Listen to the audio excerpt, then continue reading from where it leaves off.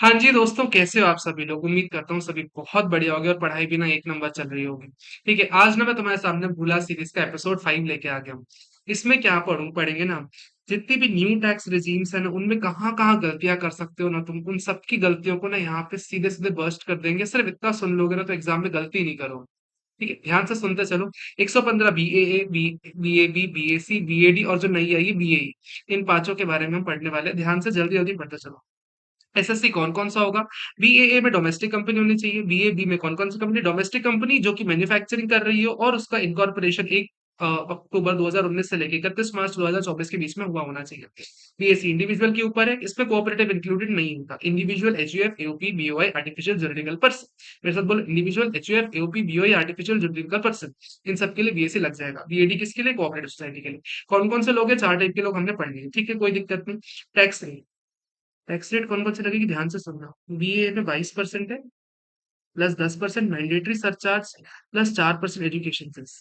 10% surcharge हमेशा तुमको लगाना ही लगाना है। जब भी तुम लगाओगे ना, पूरी की पूरी न्यू टैक्स रेजिम में 10% सरचार्ज अदर देन इंडिविजुअल सभी हमेशा लगेगा। ठीक हो गई इतनी बात। 22%, 10%, 4%। बीएबी क्योंकि स्पेशल रेट की कंपनीज के लिए तो 15 प्लस 10 प्लस 4 ये पीजीबीपी इनकम के लिए जाएगा। और जितनी भी अदर देन पीजीबीपी, आईएफओएस है, एसटीसीजीए, नॉन डेप्रिशिएबल एसेट्स का, उस पर 22 प्लस 10 प्लस 4%, यानी सेम टू सेम हमारा बीए वाला टैक्स रेट जाएगा।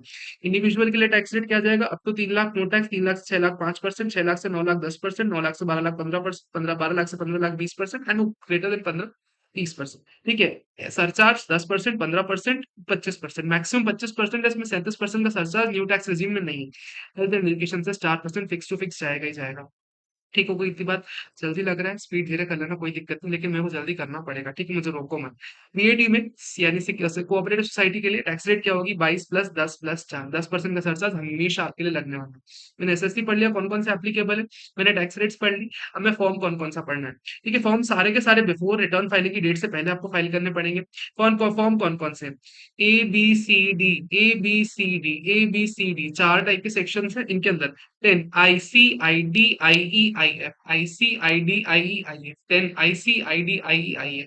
BA के लिए IC लगेगा, B के लिए D लगेगा, C के लिए E लगेगा और D के लिए F लगेगा। सिंपल सी बात है, इसके अलावा आपको कुछ भी ध्यान नहीं रखना है, ये सब रिटर्न फाइलिंग के पहले करना चाहिए। अगर रिटर्न फाइलिंग की बात करोगे, आपको ये ऑप्शन नहीं मिलने वाला। ठीक है, उसके बाद 3 सेक्शंस के लिए, सेक्शन बीए डोमेस्टिक कंपनी को जब भी चूज़ करना हो, एक बार आप चूज़ कर लोगे, एक बार चूज़ कर लिया, वापस इससे नहीं निकाल सकते। Same to same goes with BAB. एक बार आपने चूज़ कर लिया, फिर आप रिवोक नहीं कर सकते। बीएडी के लिए भी, कोऑपरेटिव सोसाइटी के लिए भी एक बार आपने चूज़ कर लिया, आप रिवोक नहीं कर सकते। लेकिन इंडिविजुअल केस में ना एक अलग केस जा रहा होता है। इंडिविजुअल के केस पे इस साल से, ठीक है, जिस अटेम्प्ट का पेपर देने वाले, उस अटेम्प्ट से बाय डिफ़ॉल्ट न्यू टैक्स रेज़ीम होगी।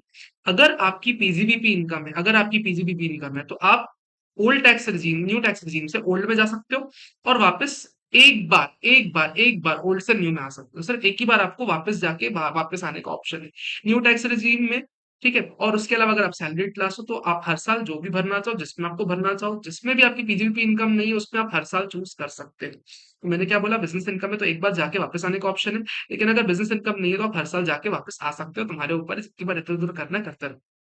कोई दिक्कत नहीं, अदर पॉइंट्स का ध्यान देना। इसमें डोमेस्टिक कंपनीज के लिए 22% वाले में तो कोई भी अलग से केस है ही नहीं। इसमें लेकिन ध्यान देना पड़ेगा आपको 15% वाले टैक्स रेट में। बिजनेस नया होना चाहिए और अगर 20 करोड़ से ज्यादा का अगर आपका ट्रांजेक्शन है तो ट्रांसफर प्राइसिंग प्रोविजंस भी लग जाएंगे। इसमें ध्यान देने वाली बात है, इसमें कौन सी? इंडिविजुअल केस में स्पेशल ध्यान देने वाली बात कौन कौन सी है? अगर आप न्यू टैक्स रेजिम में ऑप्ट कर रहे हो या फिर आप न्यू टैक्स रेजिम में टैक्स भर रहे हो, आपको कुछ कुछ चीजों की बलिदानी देनी पड़ेगी। ठीक है, आपको बलिदान देना पड़ेगा। अगर हाउस प्रॉपर्टी है तो आपको interest on self occupied house property से 2 लाख मिलता था, अब आपको कुछ भी नहीं मिलने वाला। इंटरेस्ट ऑन हाउस, अगर सेट ऑफ हाउस प्रॉपर्टी का लॉस भी आपको किसी और हेड से सेट ऑफ करने नहीं देंगे।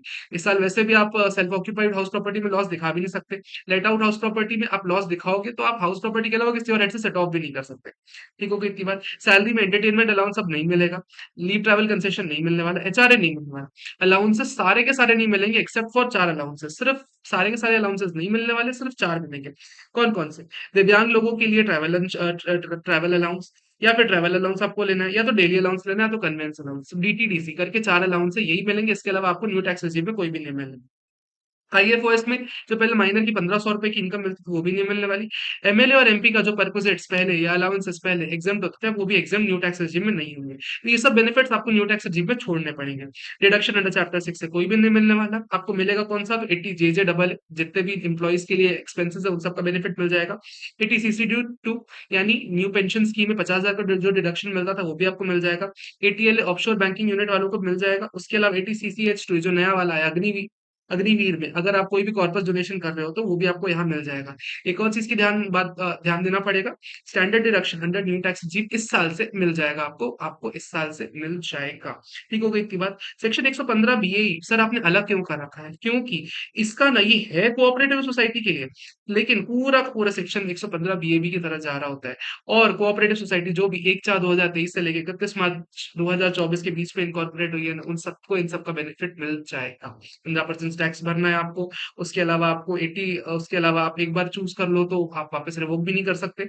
आपको नया बिजनेस रखना पड़ेगा। अगर कोई भी ट्रांजेक्शन 20 करोड़ ज्यादा करते हो तो आपके ऊपर ट्रांसफर प्राइसिंग लग जाएगा। सिर्फ इतने में आपकी सारी की सारी टैक्स एग्जीम्स हो गई। ठीक हो गया राजा, इतने में आपकी टैक्स एग्जीम्स हो गई। अभी ना प्रेम से एक बार जय श्री राम बोल दो और उसके बाद ना तुम्हारे लिए एक बोनस लेके आ गए। ध्यान से सुनते चलो। इन सब के ना मैंने डिफरेंसेस पढ़ लिए ना, आप कॉमन पॉइंट्स भी सुनते चलो। ठीक है, इतने में भी तुम्हारा काम हो जाएगा।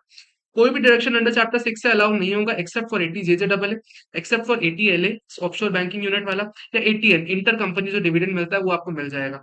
जो स्पेशल डिडक्शन मिलते थे जहां पे 100% डिडक्शन मिलता था, जैसे 10 डबल ए वाला हो गया, या फिर एडिशनल डेप्रिसिएशन हो गया, या फिर आप जो 35 में साइंटिफिक को डोनेशन करते थे साइंटिफिक कंपनीज पे आईआईटीज को, वो सब भी यहाँ पे किसी में भी नहीं मिलने वाला है।